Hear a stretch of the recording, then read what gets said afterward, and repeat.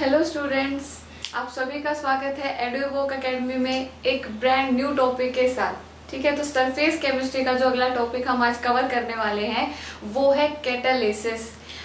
आप सभी ने कैटलिस्ट के बारे में केमिकल काइनेटिक्स में जरूर पढ़ा होगा। हमने ये देखा था कैटलिस्ट क्या होते हैं, पढ़ा था कैटलिस्ट क्या होते हैं।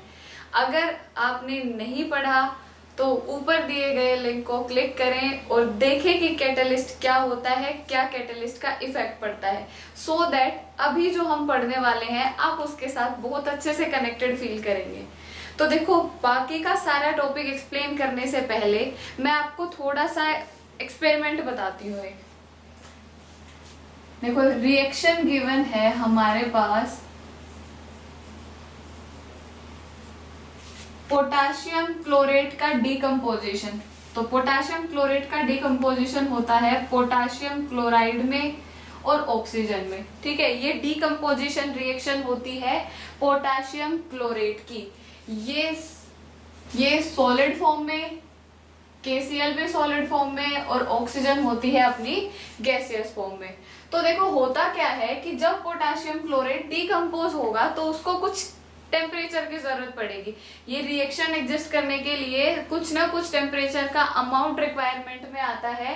473 केल्विन से लेके 673 केल्विन तक, इतनी रेंज में टेम्परेचर यूज किया जाता है पोटाशियम क्लोरेट को डिकम्पोज करने के लिए। तो ये एक्सपेरिमेंट देखा गया कि जब हम इसमें ये सब्सटेंस ऐड करते हैं या फिर ये सब्सटेंस यूज किया जाता है, कौन सा सब्सटेंस, MnO2। ये जो रिएक्टेंट के डिकम्पोज होने की कैपेबिलिटी होती है, ये मैग्नीज ऑक्साइड इस रिएक्टेंट के डिकम्पोज होने की कैपेबिलिटी को इंक्रीज कर देता है। अब जैसे ही रिएक्टेंट स्पीडली डिकम्पोज होता है तो रिएक्शन की स्पीड भी क्या हो जाती है, इंक्रीज हो जाती है। तो देखो, ये सब्सटेंस जो डिकम्पोज हो रहा था पहले 473 केल्विन और 673 केल्विन के बीच में टेम्परेचर देने पर, अब उसकी रिएक्शन की स्पीड बढ़ गई MnO2 को ऐड करने पे। तो बर्जीलियस नाम के एक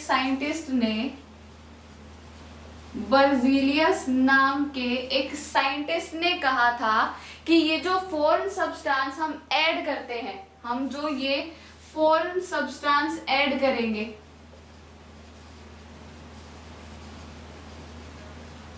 रिएक्शन की स्पीड को चेंज करने के लिए, ठीक है, इन फॉरेन सब्सटेंस को क्या बोला जाता है, कैटलिस्ट बोला जाता है। इनको कौन सी टर्म प्रोवाइड करी गई, कैटलिस्ट टर्म इनको प्रोवाइड की गई। तो क्या बोल दिया गया कि सब, आप देखो थोड़ा सा अपना टॉपिक क्लियर होता दिख रहा होगा कि हम अब सब्सटेंस की बात कर रहे हैं। अब हम सब्सटेंस की बात करेंगे और उन सब्सटेंस को सब्सटेंस ना बोल के प्रीफिक्स्ड टर्म दी गई, वो क्या दी गई, कैटलिस्ट। कैटलिस्ट वो सब्सटेंस होते हैं जो किसी भी रिएक्शन के रेट को इंक्रीज करने के लिए यूज किए जाते हैं। ठीक है, ये हो गए अपने कैटलिस्ट। और जो ये प्रोसेस होगी कैटलिस्ट के ऐड करने के बाद, जो ये प्रोसेस एग्जिस्ट कराते हैं, उस प्रोसेस को क्या बोला जाता है, कैटालाइसिस। और यही है हमारा आज का टॉपिक, कैटालाइसिस। तो देखो, कैटालाइसिस क्या होता है, हम सबसे पहले कैटलिस्ट देखते हैं। A substance which can increase और decrease rate of chemical reaction without undergoing any chemical change. कि ये वो सब्सटेंस होते हैं जो किसी भी रिएक्शन के रेट को इंक्रीज या डिक्रीज कर सकते हैं अपनी कॉम्पोजिशन में कोई भी चेंज किए बिना। मतलब जब भी रिएक्शन कंप्लीट होगी तो ये क्या रहेंगे, अनचेंज्ड रहेंगे, इनके कॉम्पोजिशन में कोई चेंज नहीं आएगा। Then these substances is known as catalyst and the process is known as catalysis। उन सब्सटेंस को कैटलिस्ट बोलेंगे और इस प्रोसेस को कैटालाइसिस बोला जाता है। तो देखो, ये हो गया क्लियर हमारा कैटलिस्ट और कैटालाइसिस। हमने एग्जांपल देखा, और ये जो कैटलिस्ट टर्म थी ये बर्जीलियस नाम के साइंटिस्ट ने 1865 में प्रोवाइड करी थी। अब देखते हैं कैरेक्टरिस्टिक्स ऑफ कैटलिस्ट। कैटलिस्ट की कुछ कैरेक्टरिस्टिक्स। सबसे पहली कैरेक्टरिस्टिक होती है कैटलिस्ट की, that catalyst can increase rate of reaction. Catalyst reaction के रेट को बढ़ा सकते हैं। सेकंड प्रॉपर्टी क्या होती है, catalyst undergo temporary change in physical state और form temporary bonds with the reactant. कि जब कैटलिस्ट अपनी एक्टिविटी शो कराते हैं, अपना जो काम है उनका वो काम कराएंगे, तो उसमें उस प्रोसेस के दौरान या तो वो रिएक्टेंट के साथ बॉन्ड फॉर्म करते हैं, तो वो जो बॉन्ड फॉर्मेशन होगी वो टेम्परेरी बॉन्ड की फॉर्मेशन होती है ताकि वो डिकम्पोज हो जाए और कैटलिस्ट अनचेंज्ड रह जाए।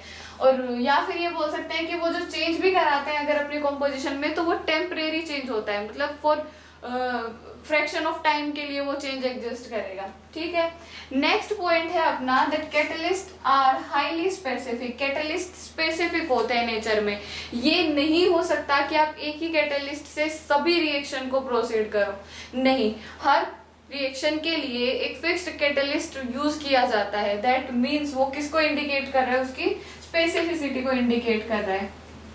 लास्ट कैरेक्टरिस्टिक प्रॉपर्टी है catalyst do not change the equilibrium और equilibrium constant. Generally catalyst equilibrium या इक्विलिब्रियम कांस्टेंट को चेंज नहीं करते, उनको अफेक्ट नहीं करते।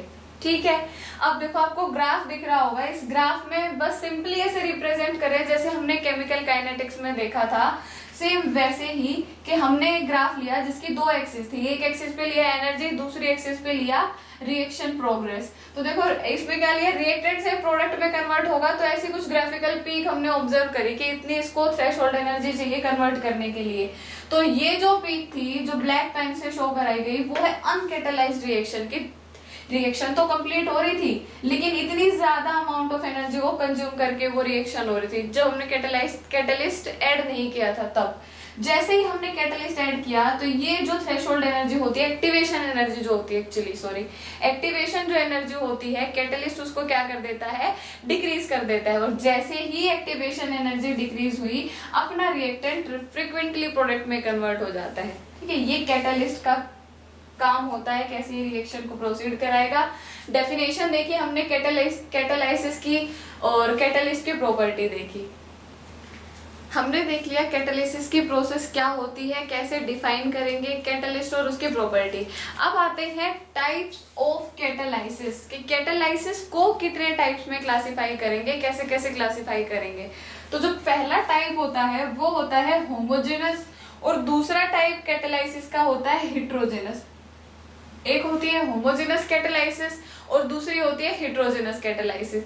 तो देखो होमोजेनस को अगर स्प्लिट किया जाए तो होमो का मतलब होता है सेम और जीनस का मतलब होता है फेज, ऐसा ही होता है। तो ऐसी कैटालाइसिस जिनमें रिएक्टेंट और product as well as catalyst का सेम फेज एग्जिस्ट करे उनको बोला जाता है होमोजेनस कैटालाइसिस या होमोजेनस कैटालाइटिक रिएक्शन। डेफिनेशन भी इतनी ही सिंपल है, क्या होगी, a catalytic reaction is said to be homogeneous if the catalyst is in the same phase as the reactant and product. जब कैटलिस्ट रिएक्टेंट और प्रोडक्ट सेम फेज में exist करे, जैसे या तो तीनों सॉलिड हो या तीनों लिक्विड हो या फिर तीनों ही गैसियस फॉर्म में हो, उनको बोला जाता है होमोजेनस कैटालाइटिक रिएक्शन। अब देखो अगर एग्जांपल की बात करें तो 2SO2 plus O2 gives 2SO3। ठीक है, ये हमने ले लिया एग्जांपल जिसमें होमोजेनस कैटालाइसिस होती है। अब होमोजेनस कैटालाइसिस कैसे होगी, ये भी गैसियस फेज में रहता है, ये भी गैसियस फेज में रहता है और सल्फर ट्राइऑक्साइड जो बनेगी वो भी गैसियस फेज में होती है। और हम यहाँ पे जो कैटालिस्ट यूज करेंगे वो कैटालिस्ट होता है NO, नाइट्रोक्साइड गैस। ये भी क्या होती है, गैसियस फेज में ही होती है। ठीक है, इस वजह से इसको क्या बोल दिया कि ये प्रोसेस कौन सी प्रोसेस होती है, होमोजेनस कैटालाइसिस की प्रोसेस होती है ये। अब देखो इसमें मैकेनिज्म क्या होता है इस प्रोसेस का, अगर हम मैकेनिज्म की बात करें तो यहाँ फॉर्मेशन ऑफ इंटरमीडिएट एग्जिस्ट करती है। Formation of intermediate takes place, intermediate की फॉर्मेशन एग्जिस्ट करती है। होगा क्या कि जो ये नाइट्रोक्साइड गैस है स्टेप फर्स्ट में है, तो बात करें स्टेप फर्स्ट की, तो स्टेप फर्स्ट में ये नाइट्रोजन ऑक्साइड गैस इस ऑक्सीजन गैस के साथ करके इस ऑक्सीजन गैस के साथ रिएक्शन करती है और रिएक्शन करके बनाएगी क्या, 2NO plus O2 gives 2NO2।